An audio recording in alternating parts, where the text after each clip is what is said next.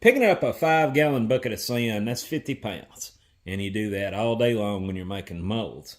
Since Stan has put my trolley in, I have come up with a better idea. My buddy Eddie helped me move the sand vat in this location directly under the trolley several weeks ago. So now all I do is fill the bucket, and if I spill any sand, it just goes right back into the vat. And that's about how much I add. So from there, I just roll it down.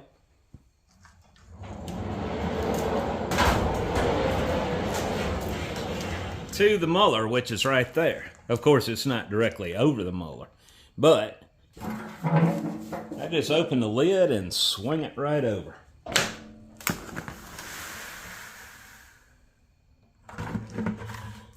So easy a kid could do it. Stan, thanks again. I am reorganizing everything to where I can use the trolley for a lot of things, and this is just one of them. The other thing we've got that will be coming up in the future, I haven't started on it, I haven't had a chance to, is we're going to be suspending an actual furnace from this trolley that will pour up to about 200 pounds at a time. And the advantage to that is we're not going to have to use a crucible in it anymore, and it'll keep the iron hot all the way up to the mold. That's one of the things that we have to fight when we're pulling a crucible from the furnace. It's instantly freezing on you, right? You only have so many seconds to empty that crucible from the time you pull that thing out of the furnace to the point where you get it in the mold. Every second counts. So with a furnace that's steadily pouring the heat to it all the way up to the mold, I love that idea. And we'll be able to pour up to 200 pounds in a single mold, which is a big deal for us. But yeah, it all started with the trolley. And Stan, I can't thank you enough, buddy. This has been a game changer. Alright guys, these are the first 4 of the CLOUGH42 riser blocks.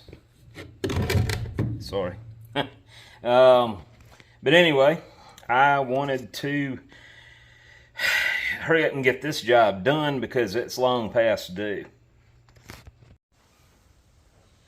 So let's get to work. We have already rounded up quite a few of these CLOUGH42 risers, and I have yet to do a video on them, so we're going to do that now. And the humidity is not the best out here, but I can live with it. So there's always a little bit of parting dust residual, and I'm not trying to brush it off. I'm just trying to drive off any moisture that may have set on these overnight. And, you know, just to be on the safe side, we'll lightly put another coat of dust on them.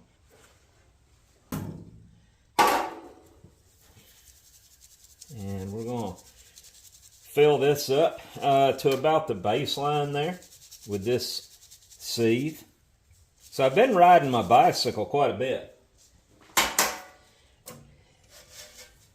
I have almost 200 miles on it now. So for me, I mean, yeah, it's not, I'm not going across the country, but that's pretty good considering I only ride it about 20 minutes a day. Now I'm going to stop right there because I don't want that grain size on my lettering. I don't mind it making up the majority of the casting, but here where the detail is, where the lettering is, I'm going to go with a finer grain of sand there.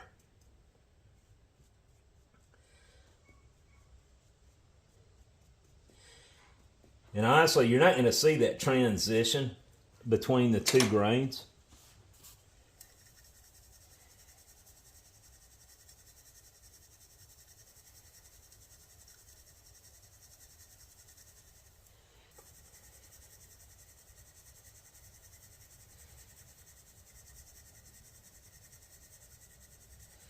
All right.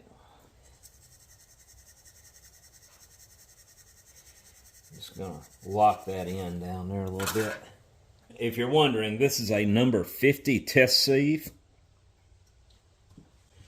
Now I'm going to go back to my other grain, lock that sand in place, and top these off.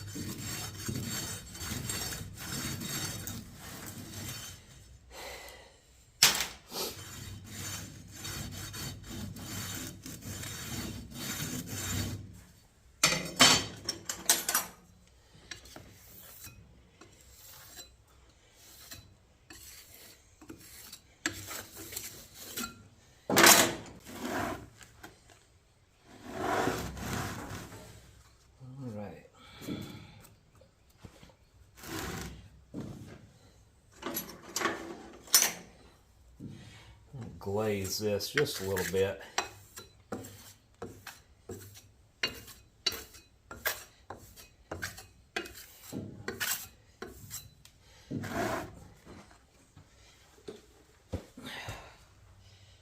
And then I'm coming down about 1/4 inch.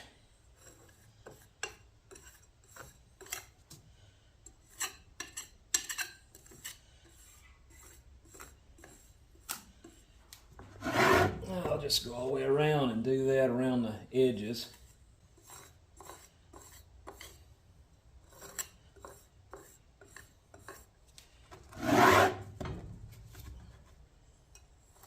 Now I'm going to put a penny on each one of the pull holes just to keep any sand from getting packed down in there. And we're ready. I left more clearance on this end, and this is where I'm going to put my sprue and cut my runner, and then I'll engate on the ends.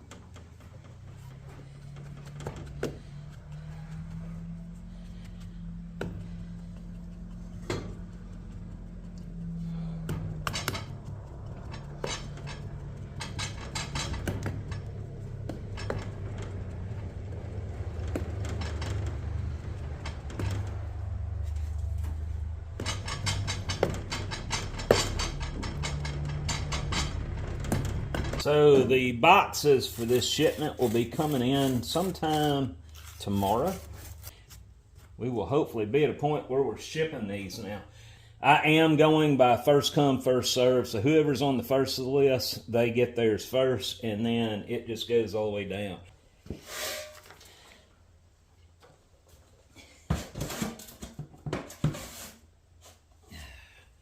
As I said, I appreciate your patience because I've had quite a bit going on. Between taking the road trip, between having surgery, between working on furnaces, trying to keep stuff running around here, I've had my hands full.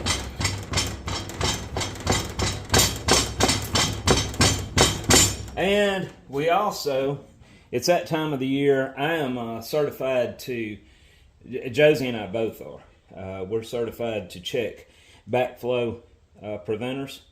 But we have about 50 of those that are due by the end of this month, I think. No, by the end of next month.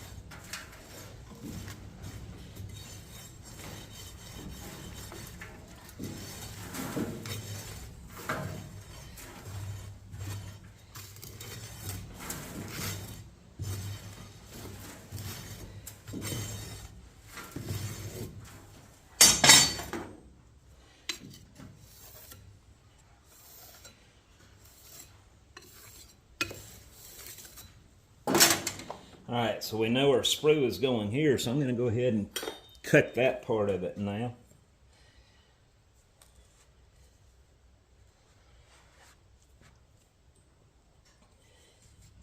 I'm also going to cut two big risers right there.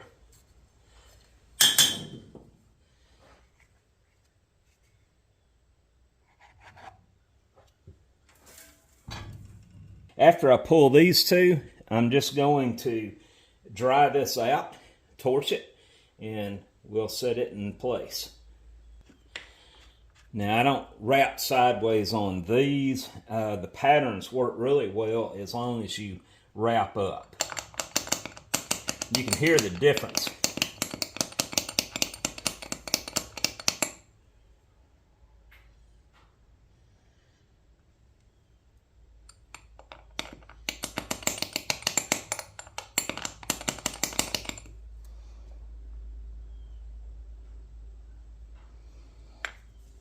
No sand stuck to the lettering, that's good.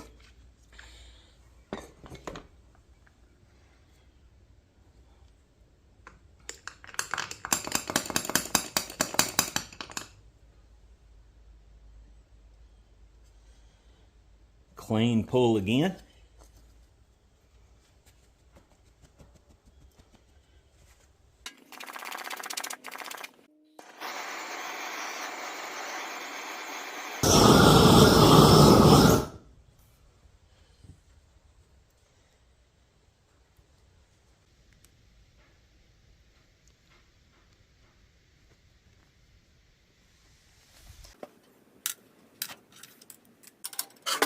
And now,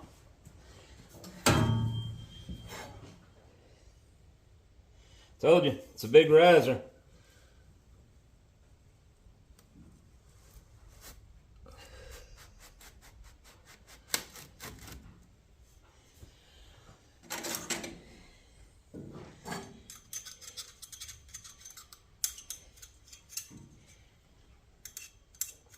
Firm that up a little bit because it will tear out a little bit, and I've got a radius set anyway.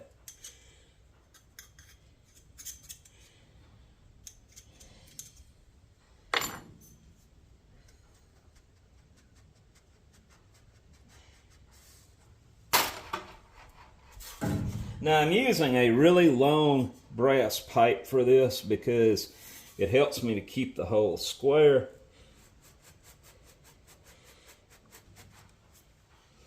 It doesn't have it kicking sideways on me. I have a lot better dexterity with that and control on the plumb issues.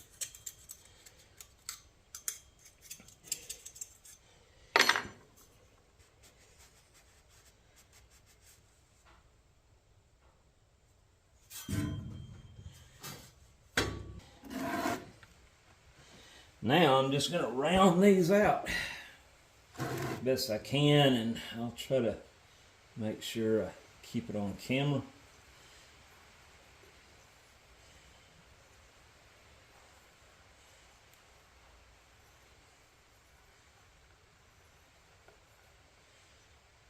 Mess that up a little bit. That's alright. All that gets milled off anyway.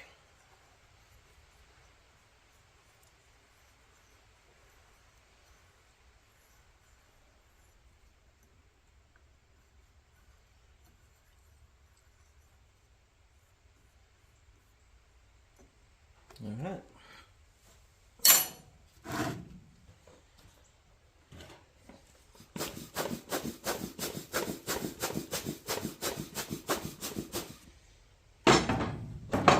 So that's a very sloppy way to do it, but it works.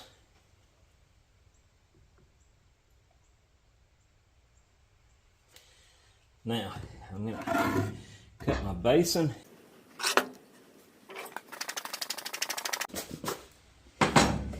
Alrighty.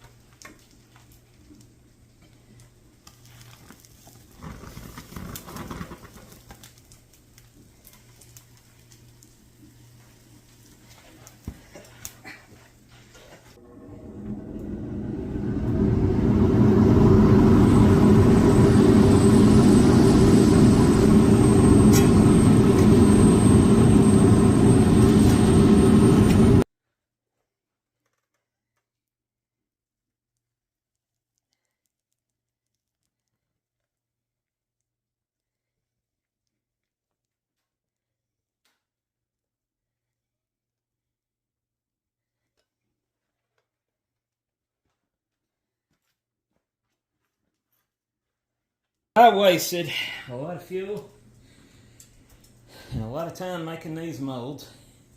And if I'm lucky, I got at least 2 out of the 2, 4, 6, 8, 10 that I attempted to pour just now. I still got a couple more molds, but I'm going to do those this evening. when I have calmed down a little bit. It's hard for me to describe how life-draining this is when you're doing it with a crucible. It's very hard work, and 3 or 4 pours is, you know, I'm lucky if I can do 4. And the day I did 1, 2, 3, 4. Well, yeah, about 4. I switched over to a different furnace, and I'm still learning it. I think I got it figured out as far as the temp goes. I'm pouring good hot iron again. But that wasn't the problem on most of these. The first time I poured, yeah, I was pouring cold iron because I wasn't sure where my settings needed to be. And on the 2nd, 3rd, 4th, and the 5th attempt, it was hot enough, but it was blowing out. I blew out 1, 2... I blew out 3 molds. So, anyway, I didn't have enough weight on them. And then, no, I'm sorry. I blew out 2 molds, not 3. The 3rd one, I forgot to cut the, either the runner, the gate. The sprue was cut, but that was as far as it went. It didn't fill the molds, so. Anyway. I'm fixing to go eat lunch and chill out, try to dry out a little bit. No sense in getting a shower yet. And we'll come back to this.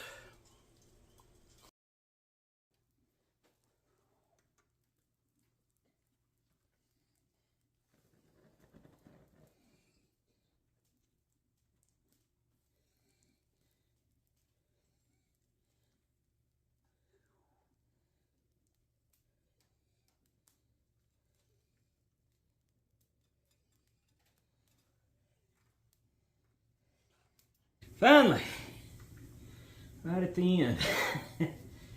All right.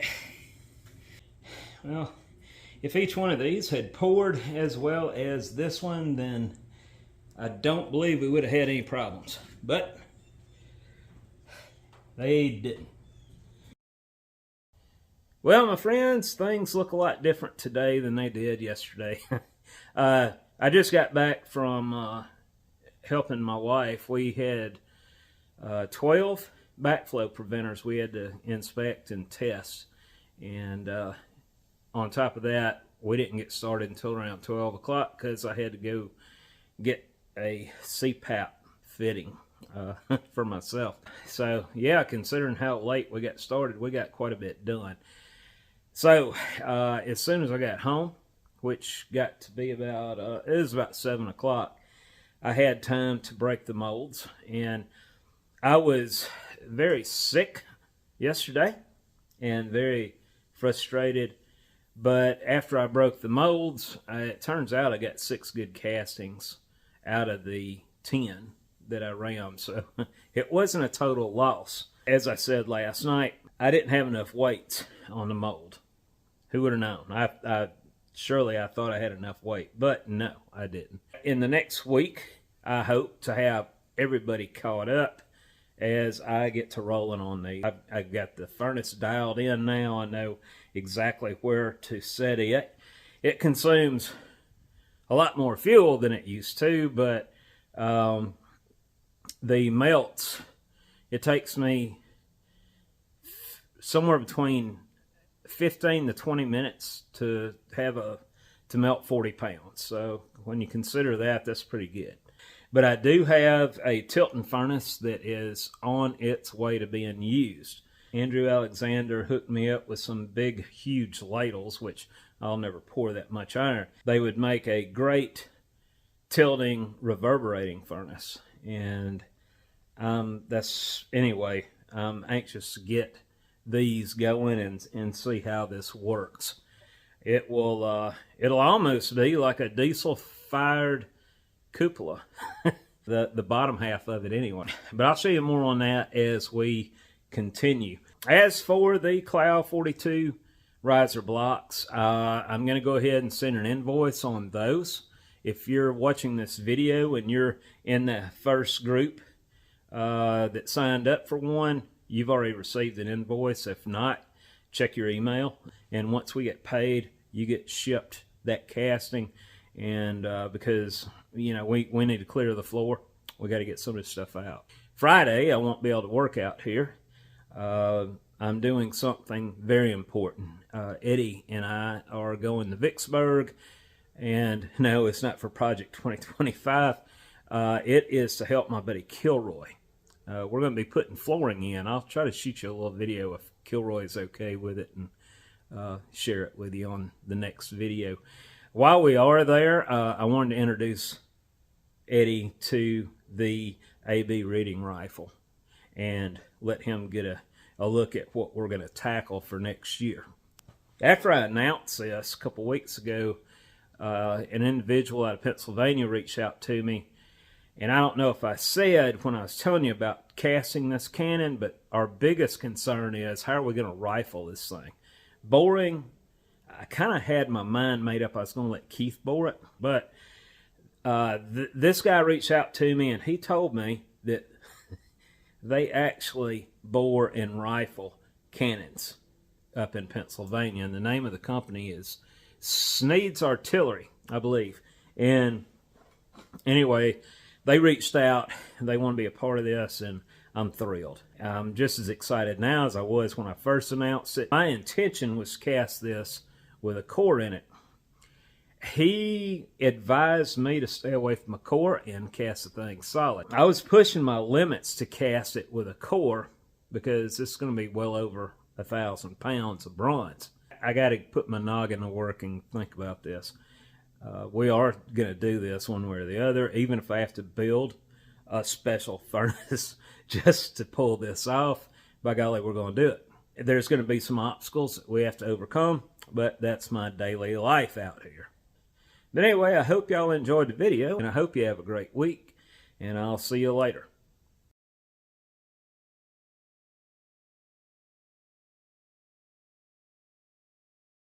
For those who have been asking about the Windy Hill Foundry hats, these are now available on my website, windyhillfoundry.com, under stores, or you can click on the above link.